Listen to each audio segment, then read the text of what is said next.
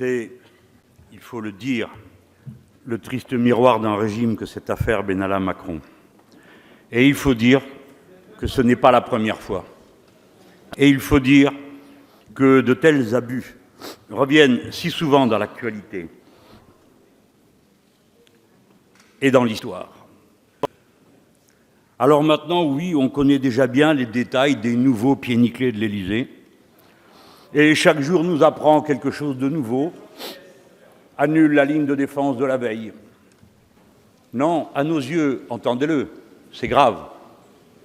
Il s'agit d'une cour des miracles installée au sommet de l'État et qui développe une hiérarchie parallèle faite de copinage malsain, nous a-t-on dit, dont les membres ne figurent sur aucune liste, dont le ministre de l'Intérieur ne connaît pas le principal visage, dont le ministre des Relations avec le Parlement pense qu'il s'agit d'un bagagiste, dont la garde des Sceaux ne sait rien et n'a rien à dire parce que c'est une affaire devant la justice qui ne comporte aucun aspect politique d'après elle. Pourtant, ces gens qui agissent sans que personne dans la hiérarchie policière et militaire ne les connaisse vont, le 1er mai, brassard de police au bras, tabasser ici, gazer là-bas, bref, créer et provoquer des grabuges dont ensuite leurs chefs politiques vont pouvoir bruyamment les déplorer.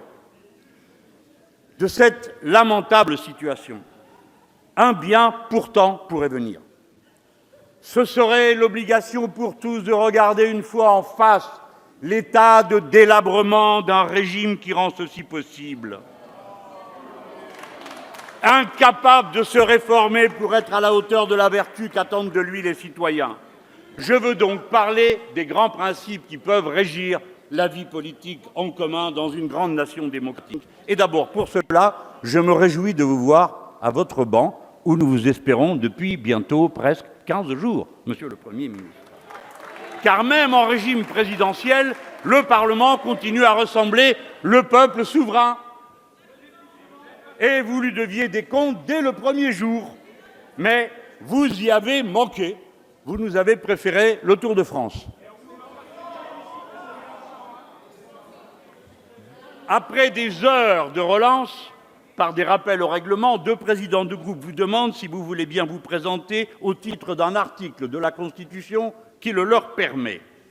Vous répondez 3 jours plus tard, le temps de la réflexion, que vous voulez d'abord entendre les conclusions des diverses enquêtes judiciaires et parlementaires. Ce soin si sourcilleux ne vous empêchera pourtant pas de répondre aux questions d'actualité des 2 assemblées sans être embarrassé de vous contredire.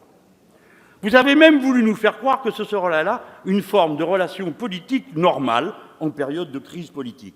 2 minutes pour vous interroger, 4 minutes pour me répondre, et voilà, pour tout potage, ce dont pourront bénéficier les 17 membres de mon groupe et les millions d'électeurs qui les ont envoyés ici. Vous n'êtes pas là parce que vous l'avez voulu. Vous êtes là parce que vous y êtes contraints.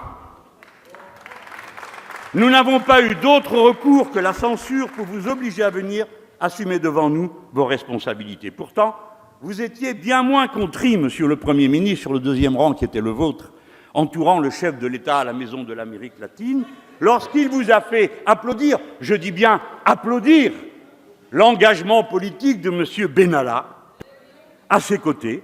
Vous avez applaudi, vous, la garde des Sceaux, les membres de la commission d'enquête de la majorité présidentielle. Et cela, alors même que le président assurait qu'il n'oublierait jamais les services que lui ont été rendus par M. Benalla.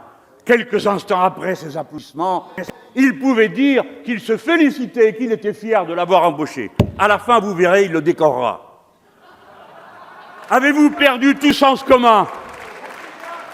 Tant de mépris, tant d'impudence, tant de rebuffades, en vain, vous avez été contraints de laisser les commissions d'enquête mettre à nu une chaîne ininterrompue de turpitude au sommet de l'État.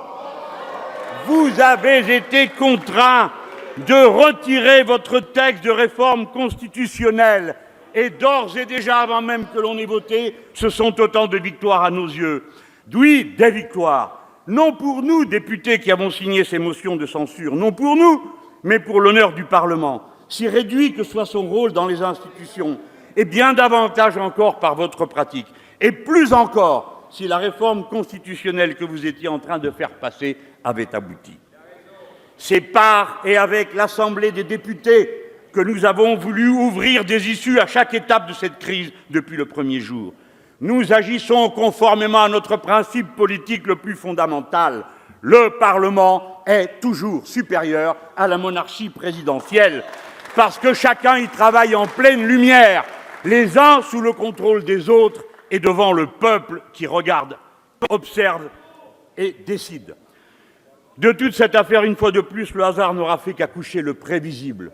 Le contingent, en effet, réalise souvent le nécessaire. Benalla n'est pas la cause des problèmes, il en est le symptôme. Cette affaire n'est pas celle d'un dysfonctionnement, mais celle d'un mode de fonctionnement.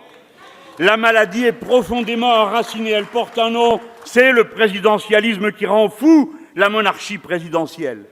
Ses effets destructeurs ruissellent tout au long de toutes les chaînes de commandement. Tout est aggravé désormais par l'illusion qui vous tient lieu de doctrine, le marché partout. Au fond, la hiérarchie parallèle qu'animait M. Benalla, qu'est-ce donc qu'une privatisation des services de sécurité du président de la République?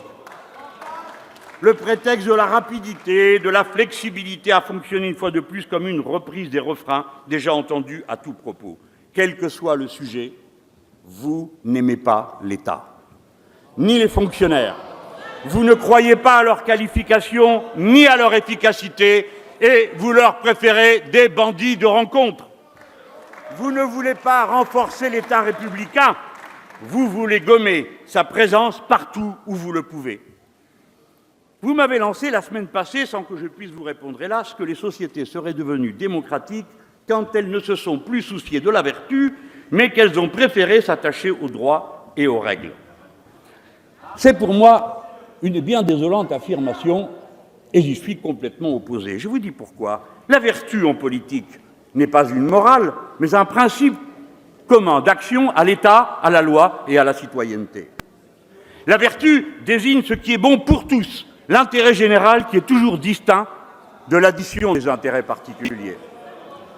Nos sociétés sont devenues plus démocratiques quand elles ont fait de la vertu le but des lois et des règles. Sans la loi, la vertu est impuissante, elle n'est qu'un mot. Sans la vertu, la loi est l'imposition forcée des intérêts des uns contre ceux des autres. Comme ce nouveau code du travail que vous avez institué, où tous les rapports sociaux sont désormais individualisés, c'est-à-dire abandonnés au rapport de force, plutôt qu'à l'intérêt général de la société. Pas de vertu, en effet, dans la loi qui abroge l'ISF, mais un privilège, ni dans le budget qui sacrifie les services publics, qui font de la République une réalité concrète. Car la République n'est pas un régime neutre. Sa devise liberté-égalité, fraternité en rappelle les objectifs politiques. Ils disent quel est le contenu concret de la vertu. Je crois vous connaître assez, Monsieur le Premier ministre, pour savoir que vous ne le renierez pas. Mais vous ne voyez pas à quel point ce que vous faites vous en éloigne. Il y a un lien idéologique très direct entre la répétition sans fin, ici et ailleurs, sur la libération des énergies, la flexibilité, la foi aveuglée dans le règne partout et pour tous du marché, et votre mise à distance des exigences de la vertu. La vertu s'obtient par un acte de raison, de volonté, de régulation. C'est le contraire de la main invisible et imprévisible dont vous imposez la totale liberté. De notre controverse, il n'y a que ceci d'utile, dire ce dont l'affaire Benalla est le nom. À cette heure, qui doit mener le monde? Le marché ou la vertu? La privatisation de tout, jusqu'à la sécurité du premier personnage de l'État, ou l'élargissement des biens communs, à commencer par la démocratie. Une tempête dans un verre d'eau, dit le président. Des tempêtes terribles ravagent en effet le monde et les verres d'eau deviennent rares, parce que dans le monde entier, les lois ont préféré le marché à la vertu. Et si la Terre entre en dette écologique demain mercredi, c'est encore à cause de cela. Les circonstances ont permis un télescopage tout à fait significatif et remarquable. Toute cette affaire s'est déclenchée tandis qu'était présenté ici un nouveau texte constitutionnel qui allait aggraver toutes les conditions les plus rigides de celui que nous connaissons déjà. Autrement dit, s'il était passé, vous auriez aggravé les conditions qui sont propices à des événements de type Benalla. Ne faites pas semblant de croire qu'il s'agirait seulement d'une correction technique du texte fondamental. Assumez, comme vous le dites à tout propos et sur tous les sujets. Assumez. Dites la chose telle qu'elle est en réalité. Vous affirmez n'avoir pas renoncé à ce projet. Alors, puisqu'il est à l'opposé de ce que nous croyons juste et nécessaire et de ce que nous venons de constater, alors, posez la question au peuple lui-même. Soumettez votre réforme constitutionnelle au référendum populaire. Demandez par une question oui ou non si nous voulons de votre texte. Vous m'avez reconnu aux questions d'actualité un engagement de longue date pour le passage à une 6e République. C'est le moment pour moi de vous dire qu'il existe un lien nouveau entre ce projet et le moment présent. Quoi que vous en disiez, quoi que vous vouliez faire, l'affaire en cours aura profondément aggravé la crise de méfiance populaire envers les organes de pouvoir. Vous le savez autant que moi, un grand peuple comme le nôtre ne peut consentir à des autorités dont il conteste la légitimité parce qu'elles ne respectent pas la loi qui s'applique à tous les autres. Les gouffres d'abstention qui défigurent déjà notre démocratie vont s'approfondir.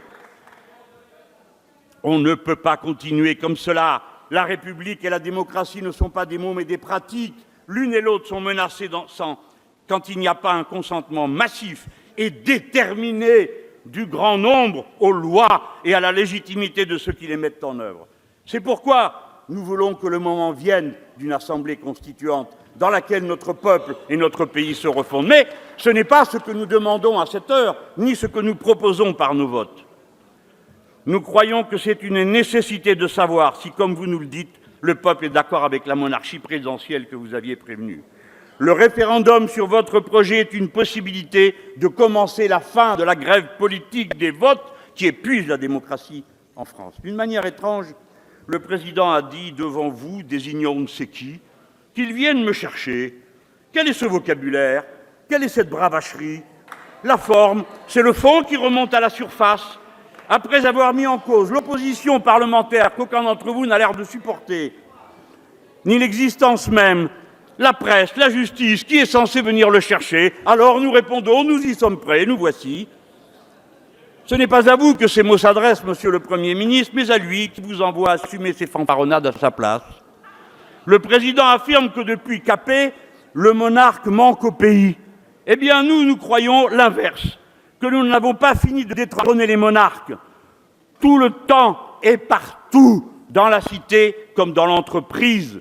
Le grand Jaurès, assassiné, comme vous le savez, ce jour-là, disait que la grande révolution avait laissé le peuple roi dans la cité et serf dans l'entreprise. C'est à cette libération qu'il faudra s'atteler. Le choix est donc de ne pas être traître à nous-mêmes, comme nous le recommande Étienne de la Boétie dans son discours de la servitude volontaire. Si nous voulons être libres, il nous faut savoir qu'il existe un choix entre vous censurer ou vous encourager dans vos appétits de pouvoir absolu. Nous vous censurons. Merci, Monsieur le Président Mélenchon.